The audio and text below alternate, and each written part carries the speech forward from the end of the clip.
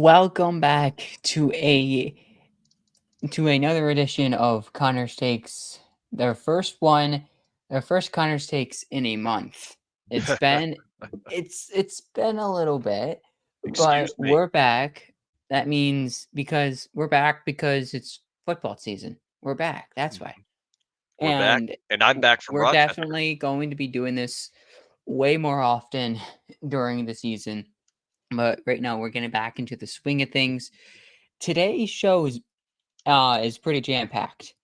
We have s- we have a few NFL topics to run through, and then in the back half of the show, we're recapping the 11 plus days of Bills training camp and Hmm. getting you set up for the first preseason game of the 2024 season. And how happy are you that football is back, but it's Buffalo Bills football? See, that's what I was actually about to say. I haven't been this excited for football to be back in years. Usually by this point, I'm like, all right, cool. I'm happy it's back, but my focus is on the NASCAR playoffs when they start to approach. But this season, I'm just like, it's reversed. I'm like, cool. NASCAR playoffs are approaching. We're going to we're going to get the show on the road for some fun times, but Bills football is finally here, and I'm finally excited. Your My first full season as a Bills fan, by the way. I'm so freaking ready. This team has me hyped, like for real. This team has me hyped, and I cannot wait to see what they do. It's like ever since I got here, the vibes have gone through the roof, especially after trading away the guy that's being ignored on the field right now in the Steelers versus Texans preseason football game. Immediately when I saw CJ Stroud throw a nice ball to Tank Dell and Tank Dell ran it in for the touchdown, I was like, okay, well, Stephon Diggs has already requested a trade. I can tell you that right now. We just won't hear about it until the end of the game. Oh yeah, I mean, we'll talk about Stefan Diggs later in the show because Bills QB1 had some words at the second or was the final day of training camp. We'll definitely talk about what Josh Allen said and what kind of that means heading, into the season and kind of like maybe the vibes from last season, how it's different this season. We'll definitely break that down, talk a little bit about it. And let's get into our first, real topic because since it's preseason football, uh makes sense because we're seeing a new rule in the NFL. It's in their words, it's the dynamic kickoff. It's the UFL's version of a safer Oh, kickoff. oh. But what really made me intrigued about talking about this today was I seen a tweet, I forget who posted it, that if the ball doesn't land in the landing zone, it's a Hmm. penalty, and then it's a penalty, and the receiving team gets the ball at the 40-yard line. I Hmm. hate that. I hate that. The more I hear about this, the more I hate it. Even watching it, when I watched the first few preseason games, I hated it. It looks so dumb. It has It's to be modified. awful. Has the landing zone to me has to go. Like, I don't care about the landing zone. I don't like if you want this you if you want it to look weird because it's safer, fine. Let it look weird and unaesthetic because it's safer because you want football to be as safe as it could possibly be because these players are out there every day getting crushed. So if you want it to look weird for safety purposes, by all means have it for that. But get rid of the landing zone. Get rid of it. There's no purpose to it. Eh, No, I don't need look, as a Bills as if this is me, Bills bias, sweet. I would love the football at our 40-yard. I would love Josh Allen and the Bills to start the 40-yard line every single time. But I don't want to see our defense have to defend 60 yards of field. I don't want to see that just because, with the uncertainty of Tyler Bass, right? Like, I don't need that extra stress You're watching gonna a say that football while game.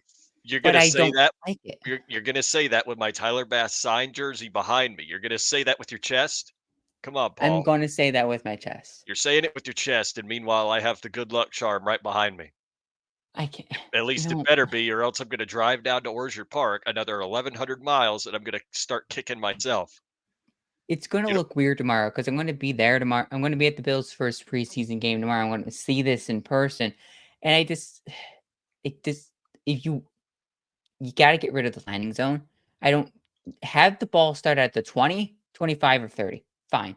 If you want it to start at the 30 because it doesn't hit in a weird spot, or whatever's the weird wacky rules of it. But I want it to be tweaked to the traditional kickoff.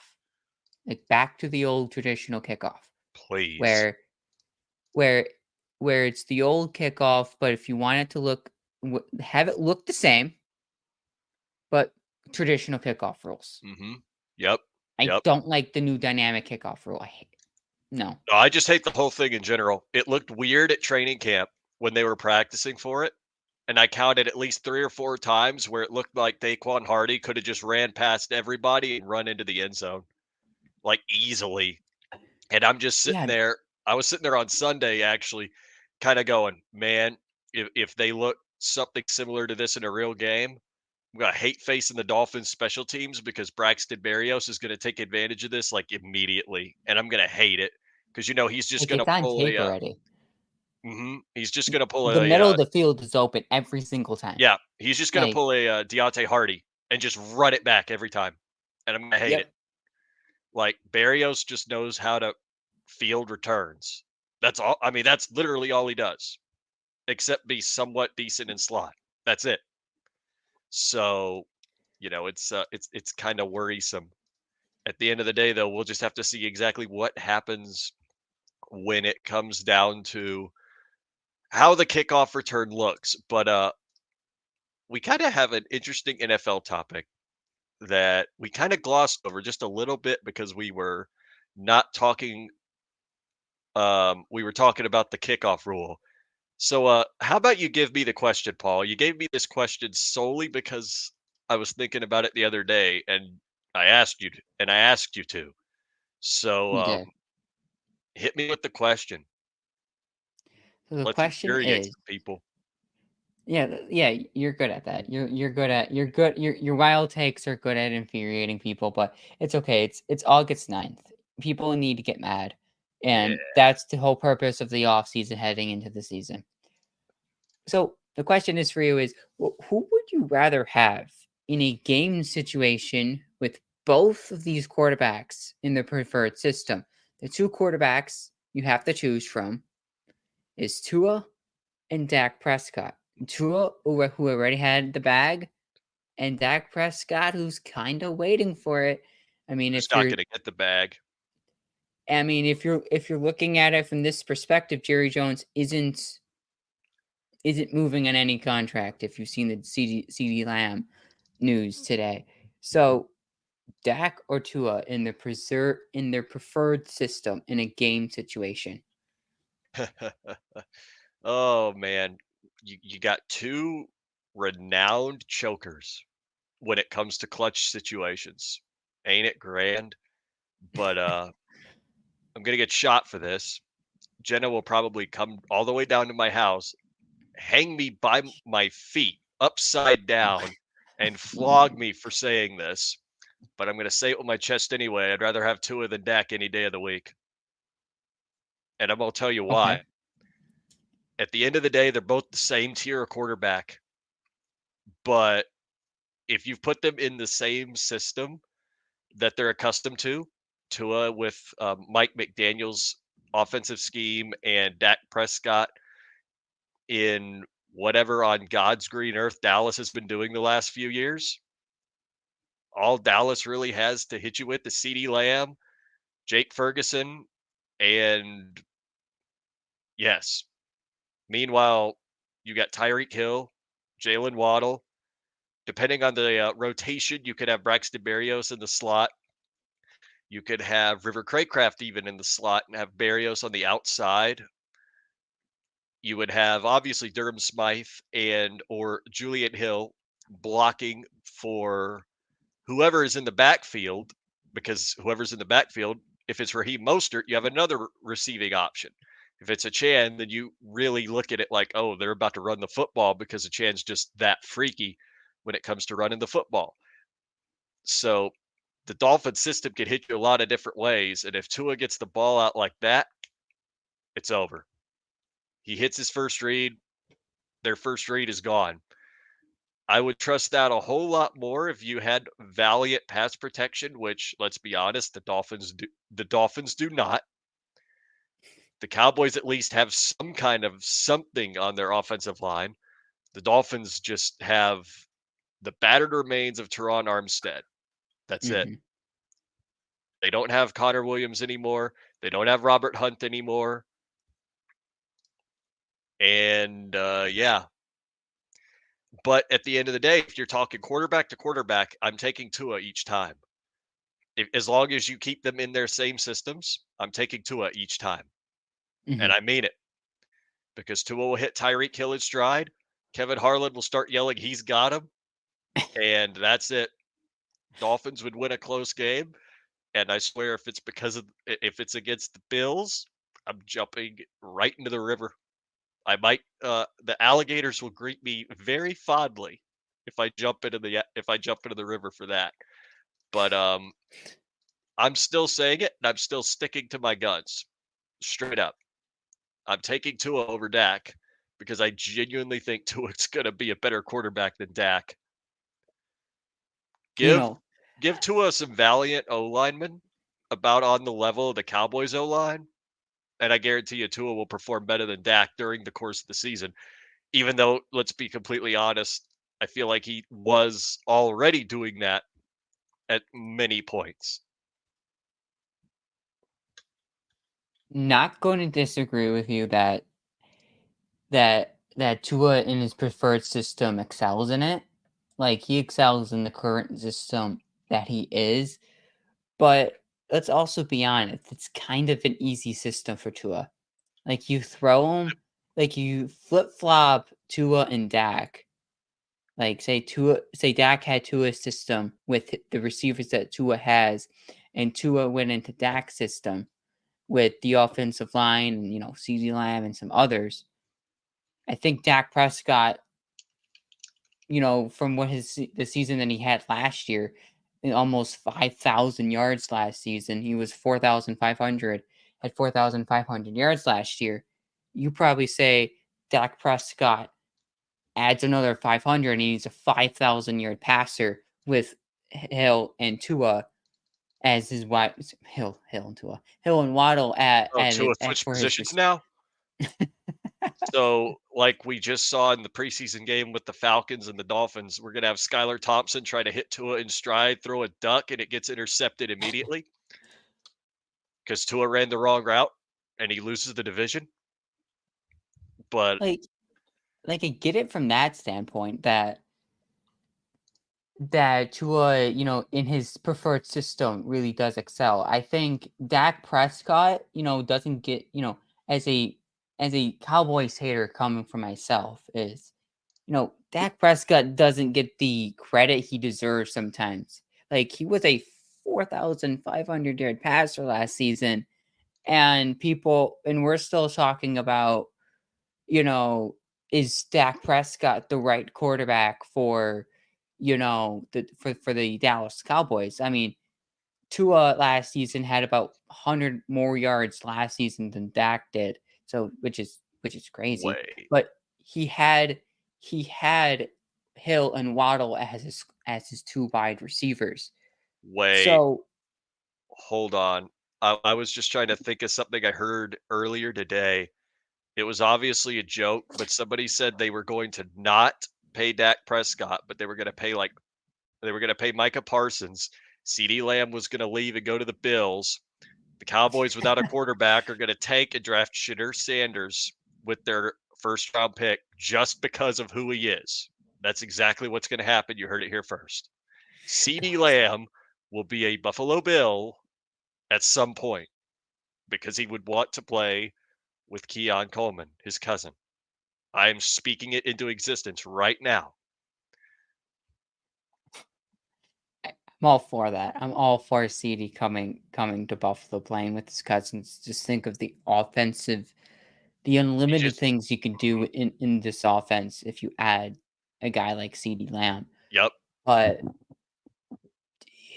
I'm still under the impression of, does Tua benefit from his receivers, or does he make or I feel like Tua is benefiting from his receivers than him actually improving them or improving the offense, because That's it's such that an easy offense to run well, duh. when you have Hill and Waddle. So That's it's how it was nothing really designed to look. complex. All Mhm. it is just find your first read and connect on it. And if you don't find your first read, the play is practically over because Tua is a one read quarterback, while Dak is a multi read quarterback in a more complex offensive system. So Mhm. personally, me, I would probably take Dak, A little too but complex if you ask me, but who knows? Oh my god, that scared me. Anyway, all I'm saying is that in the same offensive schemes, like if you gave Tua Dak's style of offense, yeah, no, I don't see how Tua keeps the production up. I mean, you no, saw how he looked with under Brian Flores in the duo offensive coordinator system. Oh God, yeah, that was bad. He got saved by Jalen Waddle quite a bit, and even when that was 21, okay, that was the last year of the dual offensive coordinator setup under Brian Flores, and yeah, let's just say that Jalen Waddle was the wide receiver one over Devontae Parker about midway through that stretch when they won 7 straight games. And the minute they got to the Titans, who were the number one seed in the AFC that year, the Titans knew exactly how to defend the Dolphins' offense, which was just contain Jalen Waddle. yep. There they went, right down the drain and right out of the playoffs. So that's all I'm saying. They had to adjust, and they adjusted when they brought in Mike McDaniel. Oh, speak of a Dolphins quarterback, Skylar Thompson just threw a touchdown pass to Jeff Wilson Jr.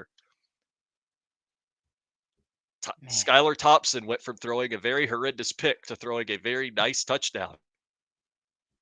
good bounce back for him. Yes.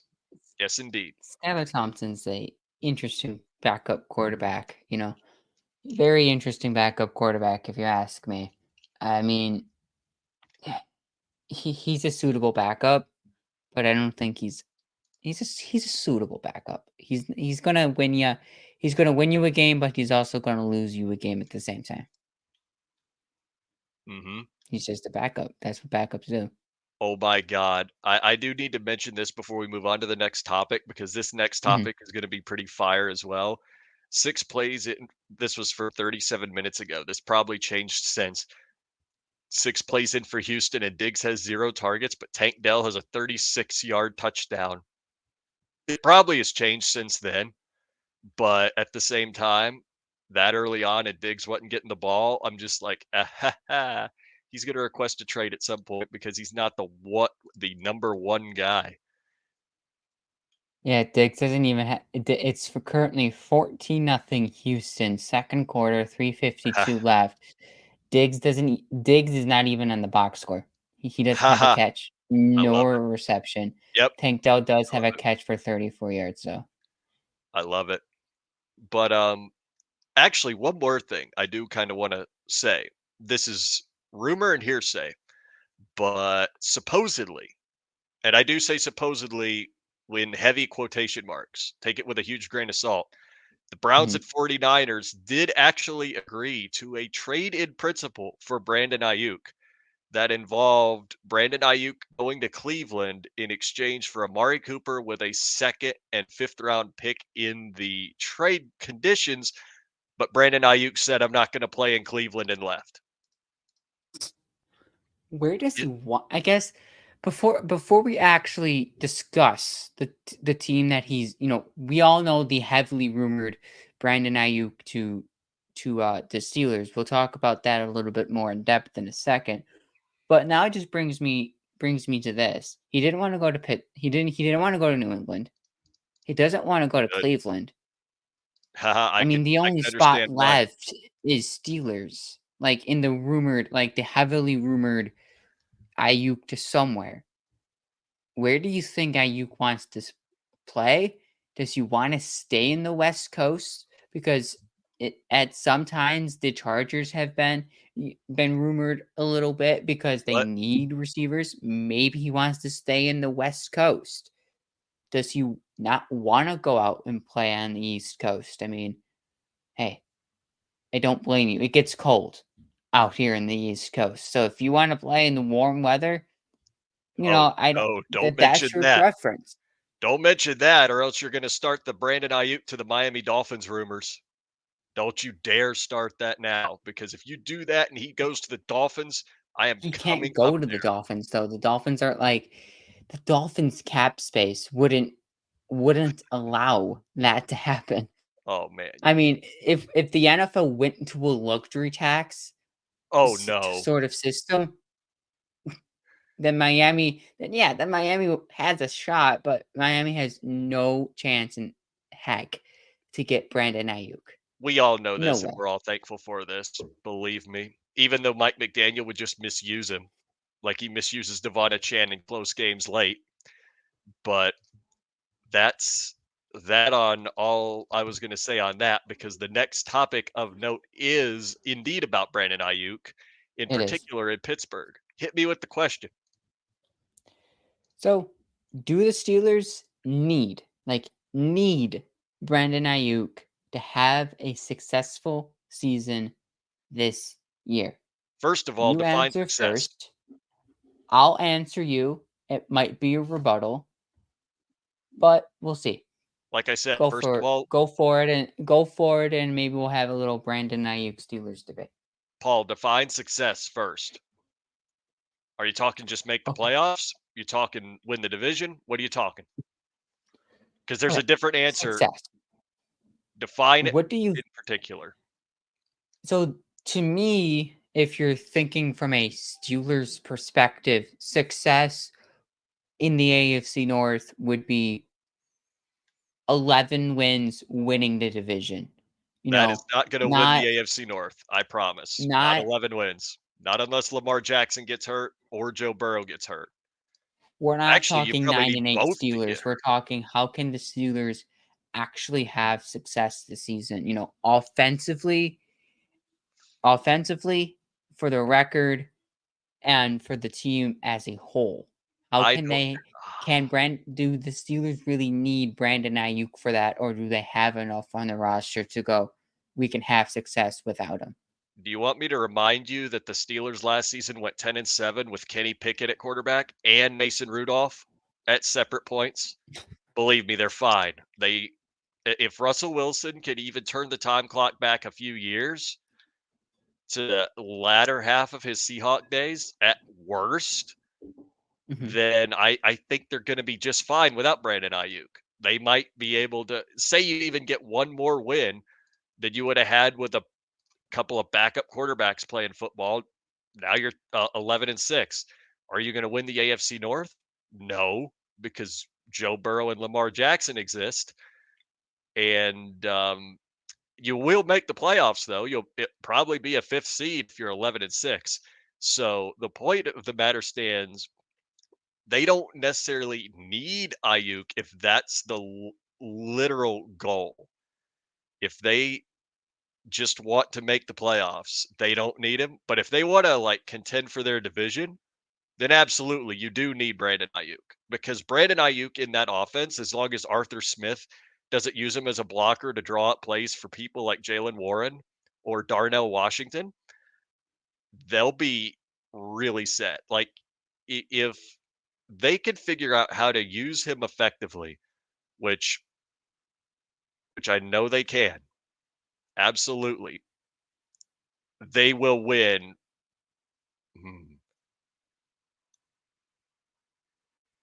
maybe 13 games at best if they have Brandon Ayuk and let me finish, Paul, and Russell Wilson returns to form.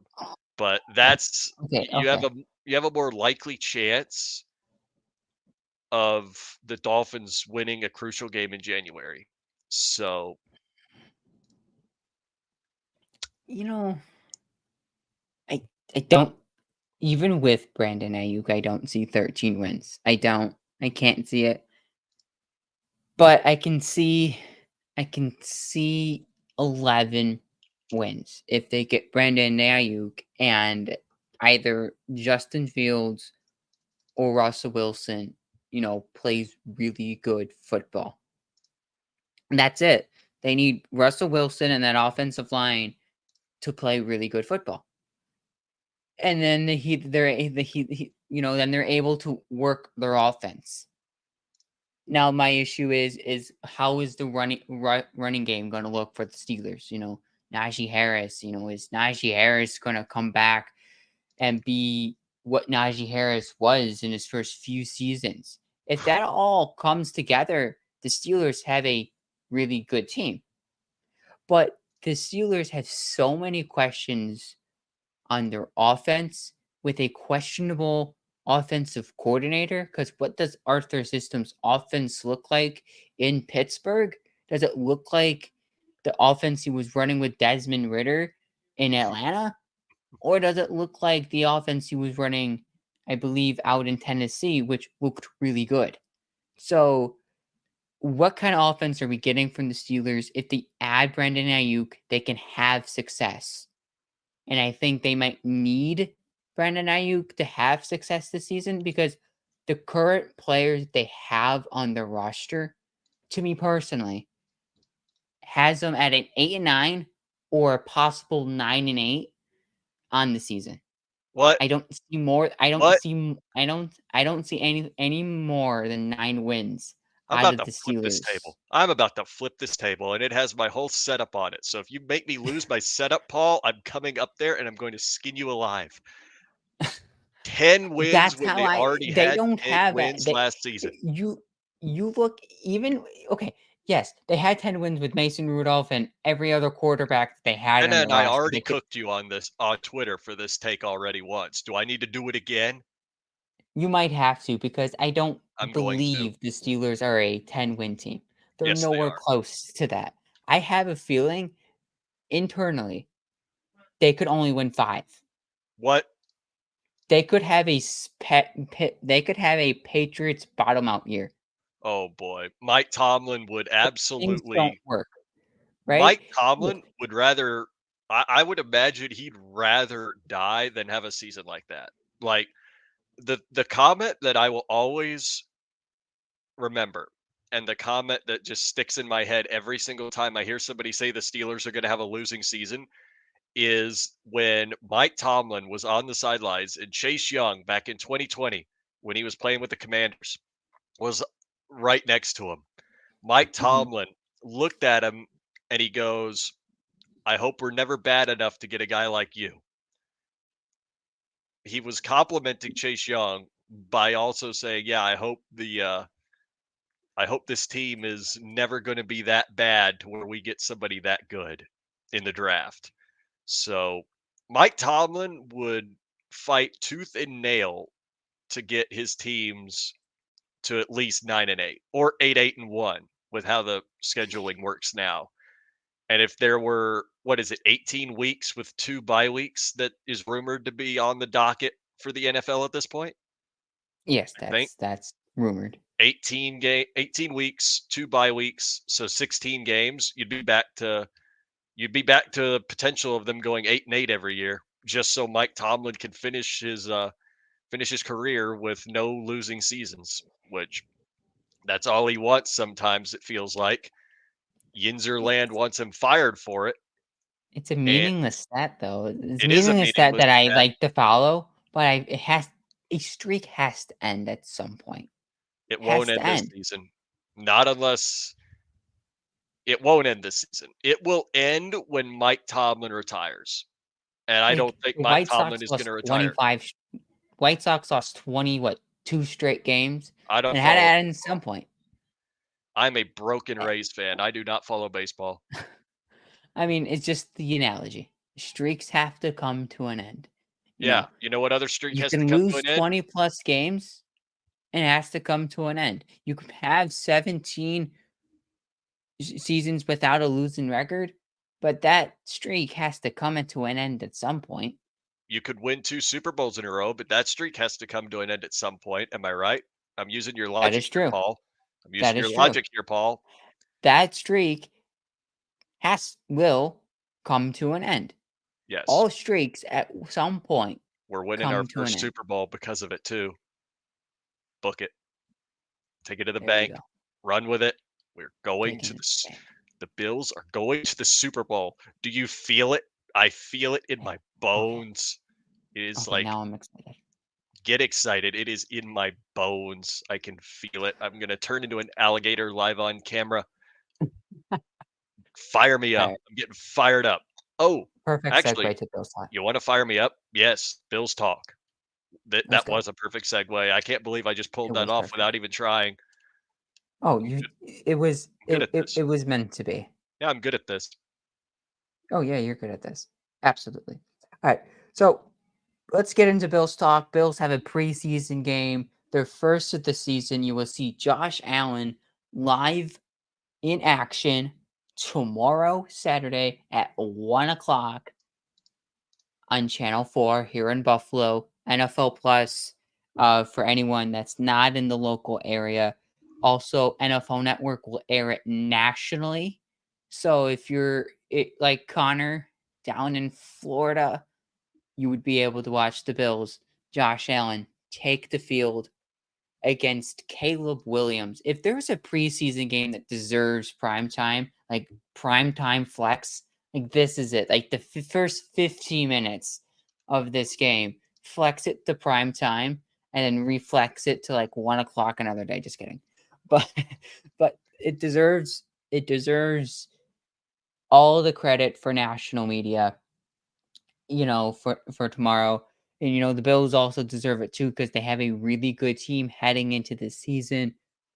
But let's turn the tables back to last season because Josh Allen's, had a interesting comment about Stefan Diggs, and the vibes he might have brought from last season. He was asked from a reporter here in Buffalo, does he miss 1-4? Does he miss 17 plus 14 equals 6? He's Josh Allen said this, and I quote, Steph's a great player. I don't know if I say I miss him, say miss, but you can't say that you didn't miss that his production. I'm very happy with what we got going on here. So what you know, Josh Allen says this about Stephon Diggs. What do you make of it? What do you make of Josh Allen kind of saying, you know, the production over the years of Stephon Diggs was great, but I don't miss it. Oh man. Oh man. I wish we could have an uncensored version of Josh Allen's thoughts on the situation. Josh Allen, if you ever happen to stumble across one of these videos, please find me on Twitter below and message me exactly what you think about Stephon Diggs leaving the Bills because I am dying to know. Hmm. I really wanted to yell like directly at Josh Allen when I was sitting there watching him on ESPN or he was on the NFL Network broadcast at training camp. I was Hmm. literally looking right at him, and I was like, "Should I just yell big dubs right now?" But no, when he said that, I was just like, "Oh man, Josh, just keep going, just keep going. We're enjoying this over here." And Hmm. the only bad side to it is you just hope that the Texans don't look at it and go, "Oh, okay," and it gives Stephon Diggs more fuel to his fire. That is But true. then they'd have to give him more targets, and are you really gonna Are you really gonna give him more targets over somebody like Tank Dell and Nico Collins? No, you can't. I don't think the offense runs good if you give Stefan Diggs more targets than No, Tank Dell no. and Nico Collins. You look at what the Texans lost in Tank Dell last year when Tank Dell went down. Tank Dell really in the second season is going to make that offense way much better. You know, Stefan Diggs is just there for the ride. He's there for the free money and he's gone. Like he's there for the free ride. 60, 70 catches. I think that's all he really gets. But if you look at Josh's comments on Stefan Diggs, basically saying, yeah, the production was good, but I don't miss him. Like there at some point there was a Josh Allen, Stephon Diggs riff at some point, whether it was last season, the year before, or the year before that, where Josh Allen is like, I'm done with Stephon Diggs. The And whole team was done with him. it probably was when Ken Dorsey left, Joe Brady went in. Joe Brady says, we're going to do this way. Josh Allen bought in because he liked it.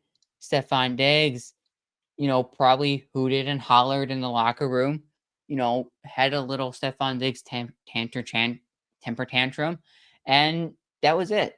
You saw limited production of Stephon Diggs. Josh Allen found his new favorite target, Dalton Kincaid, and the offense flourished for the rest of the season. It looked really good without Stephon Diggs, being the main focus in Josh Allen's mind. Because if you it felt like Josh's mind was always clouded with the Stephon Diggs chatter. Like Stephon Diggs isn't getting enough targets. I have to force it to him. Stephon Diggs told me he wanted 10 catches today. He only got 4. He's going to be mad at me in the locker room, so I have to force it in a few times so we can get closer to the number of catches that he wanted.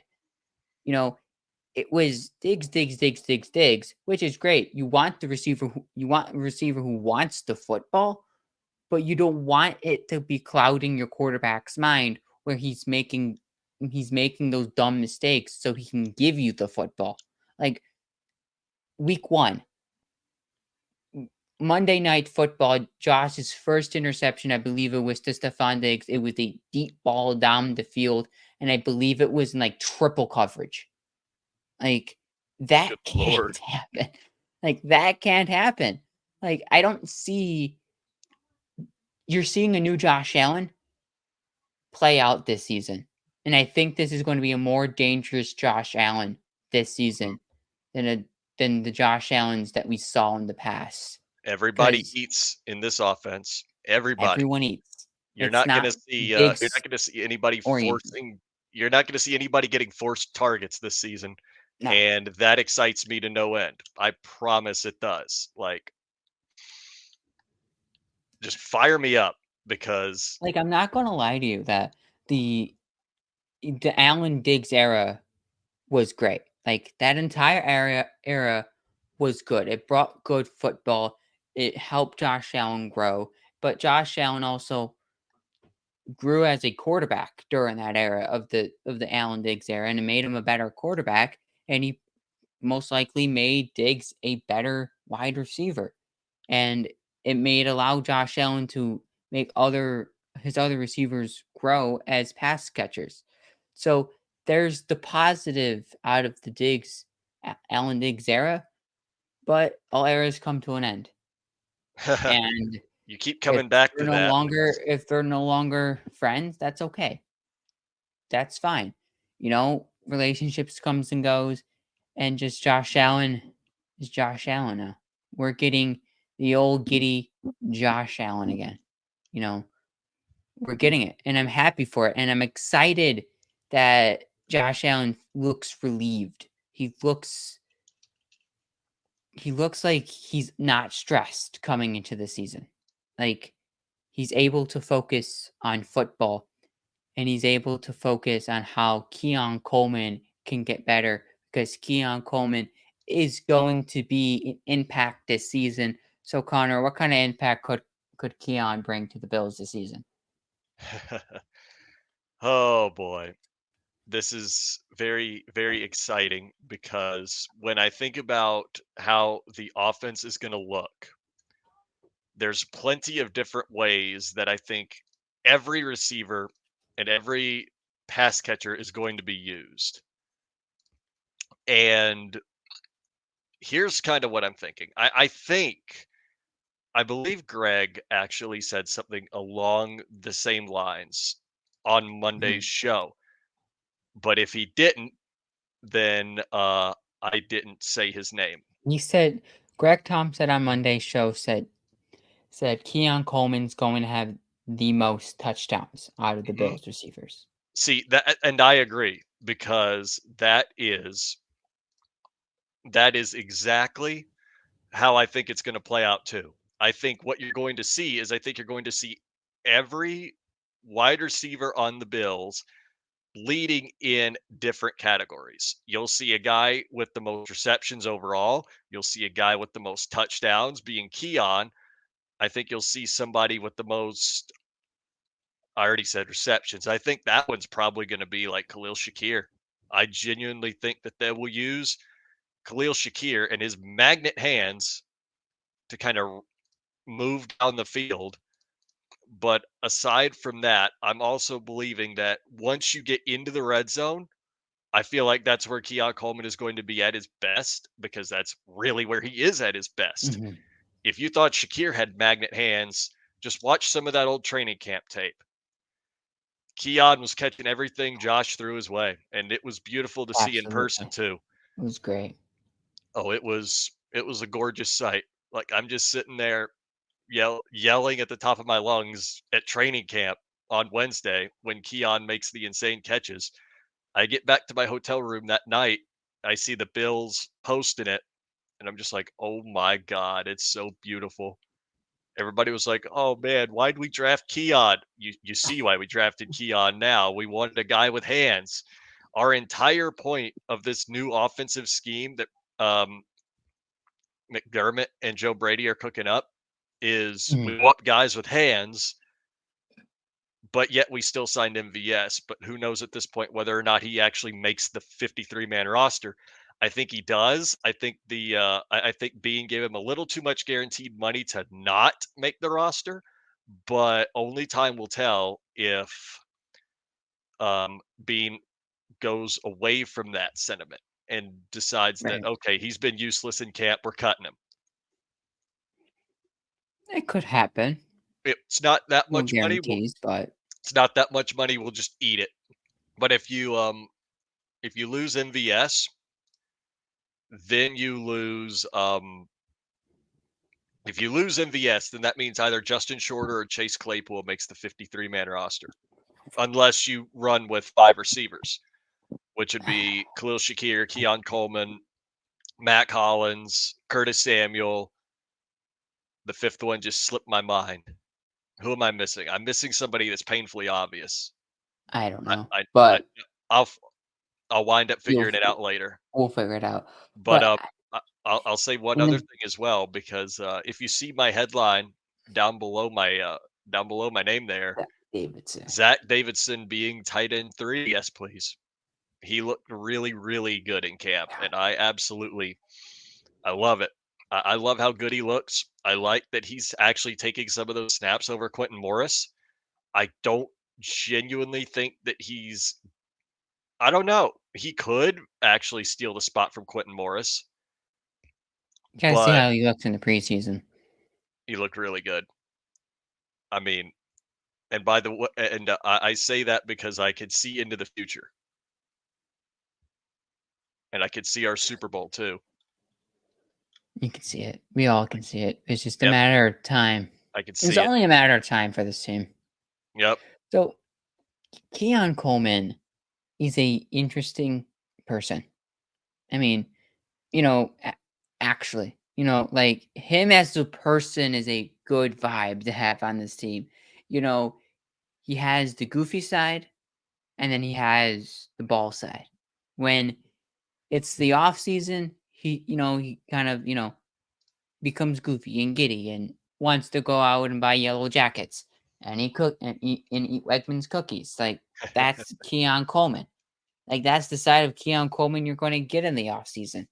But when it's time for football, he studies. Like, he said that at training camp. Like, Mhm. he probably already knows the playbook from front to back. Like, you go up to him and you ask him what is the most complex play in Joe Brady's system, in Joe Brady's playbook, he can tell you. Obviously, he's not going to tell us because he doesn't want the playbook leaked, but he will tell you. Like, this is it's the alphabet, you know? You just gotta memorize that. But Keon Coleman is going to impact this offense in a way. I think I'm gonna say this. Keon Coleman is going to impact the offense in a way that Stephon Diggs didn't. And I'm not comparing Keon to Diggs. That's not what I'm doing. It's Keon is younger. Keon, I feel like Keon can do more than what Diggs did. Diggs was mainly used deep, but he was used deep in for the outside. Keon can be used in the slot, middle, end zone, anywhere you want to place him. Keon can play it.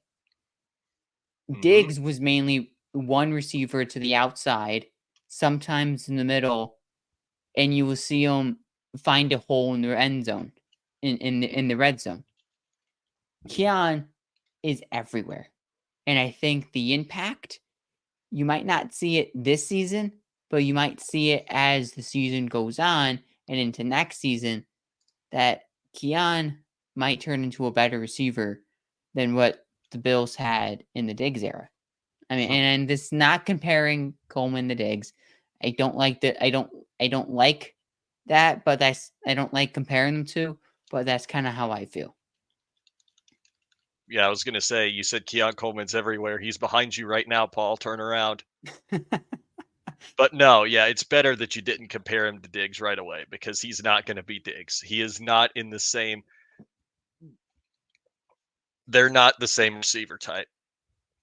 Keon Coleman is a very big guy, very easily able to catch contested catches, and he's just an overall greater red zone threat than Diggs probably will be for the rest of his career. Yeah, So my point still stands. You know, this is going to be a very different look and feel to the offense. it Maybe is that should very maybe different. that should be my next article because I already have one. It's already done about looking at the schedule, just kind of analyzing the matchups and how the new and improved offense could look. And I think there will be some very interesting situations against some of these teams where this new offense is going to look very intriguing. Hmm. And in particular, I think week one, I feel like people are going to overreact to week one as they usually do. Like if the Yeah, offense doesn't get going and Josh Allen has to do everything himself, people are just going to freak out. But then I'll just you have to be expect like, that. just no, just wait. It's early. It's week one. It's a new offense. Stuff like this takes time, It does. and you aren't going to get that immediately with a brand new offense in week one. I don't care how many preseason snaps they play. I don't care how much time they have in training camp. None of it. They have to take time in real games, and it's not going to happen immediately. The Tom Brady led Buccaneers that won the Super Bowl in 2020 looked like garbage at the beginning of the 2020 season on offense. It did. Everybody was like, "Oh man, it's about to fall apart right in their face." And you know what happened? It didn't. They got it together. They found their chemistry and they won a Super Bowl. So that's all I'm saying. Don't overreact to an offense that kind of may look slow in week 1, because I promise it won't look slow all the time. And I know, against the Cardinals in week 1, it'll be it'll be challenging. Nothing in the Bills' schedule this season is an easy win. Not even, and Mhm. cannot stress that enough. Even in the NFL, there is no such thing as an easy win, despite the fact that the Bills are like 9-1 against the Miami Dolphins in their last 10 games. Still not an easy win. I mean, Mhm. they had to fight and claw their way to win that game in week 18 to win the division. Thank you, Deontay Hardy. I think it was Deontay Hardy. It was Deontay Hardy for returning that punt that saved the game. Yep. Yep. It was. That's got the Bills offense going. I mean, it was, I believe the final score of that game was 21-14. So yeah, they were down 14-7 or 14 nothing at that point. Hmm. But let's get into let's get into the Bills preseason game. And for the final few minutes of the show, just to preview it, give you something, get you something ready and excited for tomorrow, Sunday, and we'll have a guest for you on Monday to, review the game. So let's and talk about, the Bills' next preseason game against the Steelers in their joint practice. That's all going to happen next week for the Bills, but this week for the Bills, it's going to be interesting. There's plenty of interesting Actually, things going around. let's actually I just realized the question before this one was about training camp. So let's dive into this question first, and then we'll preview tomorrow's game. Your biggest Training camp. overall takeaway from training camp? This is going to be a great team. The vibes when I was there were immaculate. Like the whole team was just having fun. Josh Allen was absolutely slinging it. Like the first day I was there, he was absolutely slinging it. Like they were all like, Mhm, "Oh, this is the best Josh Allen's ever looked at training camp in his life." Then, um, after that, I went back on Sunday, and they said the exact same thing. You know, the practices looked a little different, mhm, but at the same time, oh my god, it was so awesome to see just how fluid Allen was, just how he just had this overall like different aura almost.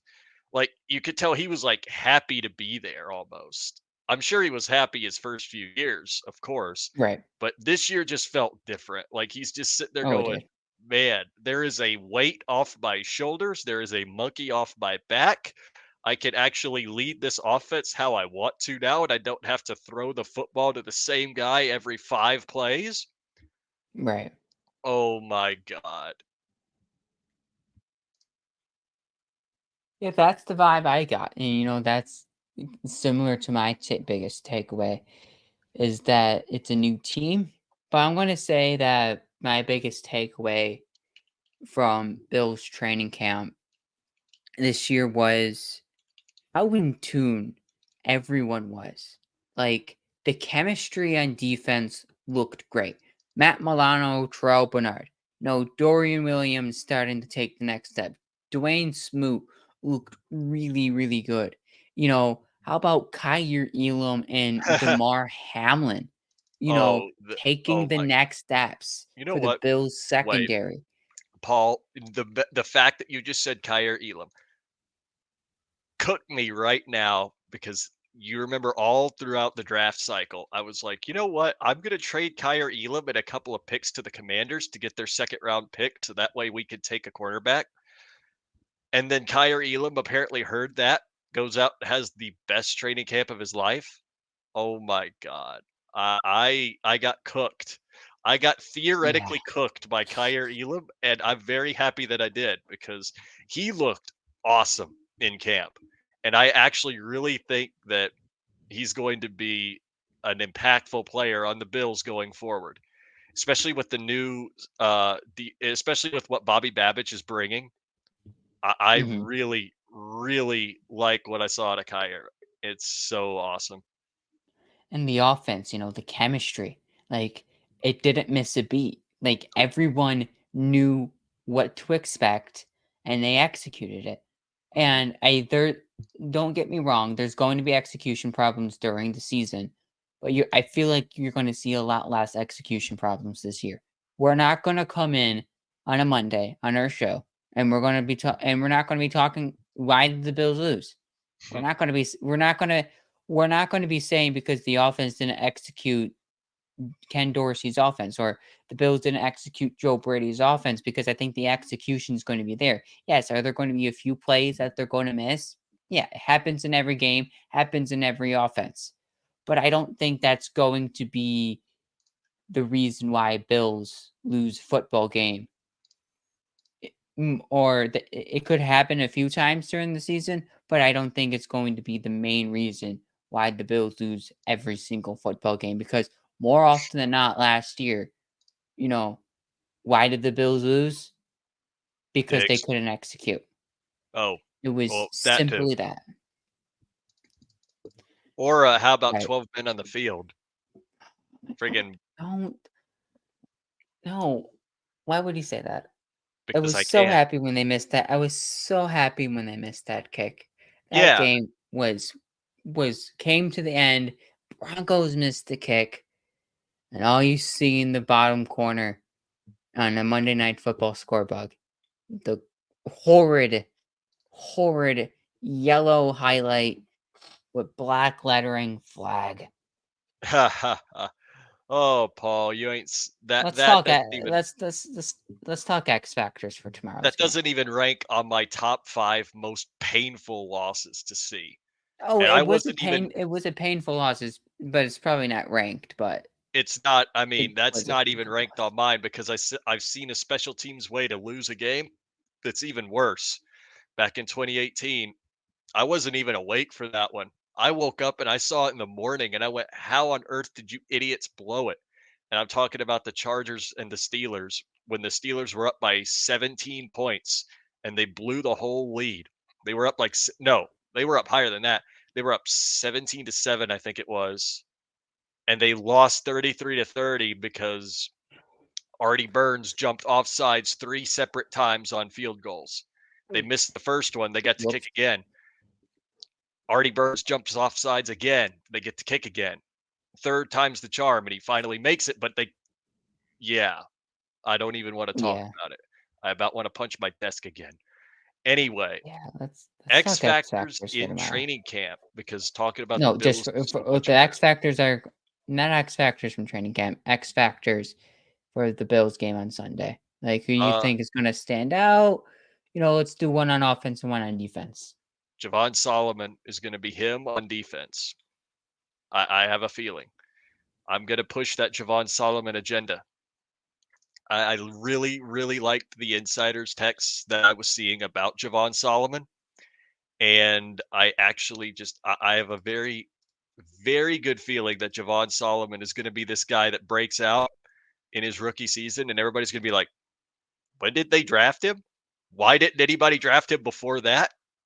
Mhm. But also said that they'll be saying the same things about Keon Coleman, and I didn't want to say Keon Coleman on offense because that's going to be too easy. Obviously, I I don't like the fact that Josh Allen and some of the ones are going to be playing snaps in the first preseason game because of the risk being too high that something goes wrong. But Mhm. in a way, if nothing bad happens, I'm actually all for them playing at least a drive because Mhm. they get the chemistry working. It's kind Right. of like what Andy Reid does with Patrick Mahomes and the Chiefs. I believe it's a very similar setup, but that's not the point. If we're talking X factors on offense, I want to see how good Zach Davidson does. I want to see him take some Yeah. meaningful snaps. I want to Mhm. see him actually looking like a stud out there. If he looks like a stud and Quentin Morris just kind of looks meh, please just jump Zach Davidson up on the keep 3 tight ends, have Zach Davidson your tight end 3. Mhm. Quentin Morris on the practice squad, because at least even then, if somebody steals him, like a certain team down south that has no tight end one, at least if Mhm. it's Quentin Morris, it's not like you already know what you know what you're getting. And Zach Right. Davidson has looked so good that I'd be worried about stashing him on the practice squad in case of emergency, because somebody else will see it and go, "Hey, we need a tight end." Yoink, Fishing Garrett style, and take him right from us. And then he comes back to haunt us right when it matters most. That would just be the worst. The absolute worst. Some franchise finds their star tight end in Zach Davidson, and we're just sitting here going, what were we thinking? But Yeah. not the point. Don't want that. No. So that's why I say if Zach Davidson looks good tomorrow, or just make him tight end 3 right away. Then when Knox eventually retires or leaves, then he's tight end 2 right behind Kincaid, and your offense is still cooking. But uh that was it. I don't I believe there were any On more topics offense, to there discuss. isn't. I'm gonna give you my X factors and then we get out of here. So on offense, I'm gonna go. I feel like I keep talking about this same wide receiver over and over again, but I just bought into the hype and I just need him to make this wide receiver to make the roster. Tyrell Shavers? Tyrell Shavers. Yeah. Tyrell Shavers. He Only way he makes the 53. Because I agree with Craig Tom said. He's probably 54, 55, 56 right now. Like he's anywhere in that range. But that doesn't mean he can be 53. Like there's a chance he could be the 53rd man the Bills select when they have to submit their official 53-man roster to the NFL. The only way he does that is being an X factor for the Buffalo Bills on offense in all 3 preseason games. He has to stand out. So, in order for him to make the roster as if on the 53, not going to the practice squad and you have to wait for him to clear waivers and to land on your practice squad. He's officially going to be on the roster. And in order for him to do that, he has to stand out. And it starts preseason game week 1. It starts tomorrow. Tyrell Shavers, you have to stand out. You're going to be my X factor for the Bills in week 1 because he can also play special teams too. And we talked about the new kickoff rule. It's going to be important. And I'm going to say in defense, I'm going to go with Elianku. I feel like he's having a sneaky good camp. You sometimes see that he's getting through the offensive line and he's making the theoretical sack on Josh Allen during Josh Allen or Mitch Trubisky or Nobody the touched Josh QB3, Allen. the theoretical, sack and camp get through and just probably just tap Josh Allen on the shoulder, say, "Hey, gotcha." But Elianku, he can make the roster, and he can if he stands out tomorrow, he's going as a third string defensive tackle. They have him listed right now. They have him behind Daquan Jones and Austin Johnson under the third uh, category for defensive tackles. I think good Elianku can make the Bills' defensive line even more better. Even more Football better. team, even more better. Like Guys, it's good. this guy's out It's here good, trying but to Elianku could take it better. yeah, well, this guy is trying to become a Buffalo Lowdown contributor, and he just said that live on the air. Sue this man. Well, don't even just make him buy a Grammarly subscription before he even considers anything. Say that say that in an article, Paul. They'll la- we'll all just laugh at you when we read it and go, what is he saying with the what is he saying there? What kind of grammar What is am I that?" I had to say it because saying? I had to say it because I know you're trying to apply, which Yeah. I think that's actually a good way to end the show too, is to announce that I am actually now an official contributor for Fansided and Buffalo Down. So now you'll be able to see my Congrats to wild, wild takes in real official article form throughout the season. throughout And the season in article form and live weekly. yep, yep. Well, my Double dose article of forms will funness. be a little different because it'll be from my writing and I have to have a professional spin on my wild takes. So that will be a very fun challenge to try to work around, but believe me, I am looking forward to doing it because oh man, it's going to be fun. I already got a few more in mind. Like I said earlier, I already wrote one about the schedule. I don't know if I'm going to post that to the Undercovers article account or if I'm going to actually save that one for Buffalo Down, but either way, you'll wind up seeing it. But that was the end of the show for tonight, unless you have one more thing to add. I don't. All You the don't? takes are out. All the discussion points are filled. Ready for football tomorrow. Ready to Oh, be me too. back at Highmark. It'd be great. I'd like to be at Tickets would Highmark, but yeah, Highmark is it. I need to learn how to teleport. Yeah, you just teleport for a day. I need to learn how teleportation works. Then I could just get Bill's season tickets because was said, I think it was Wednesday. No, it was a few days after the first day I went to training camp. How the offense was not cooking like it was when I was there.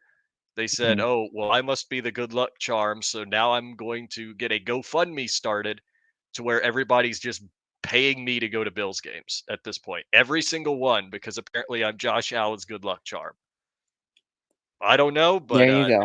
if anybody wants to start that GoFundMe, you know where to send it.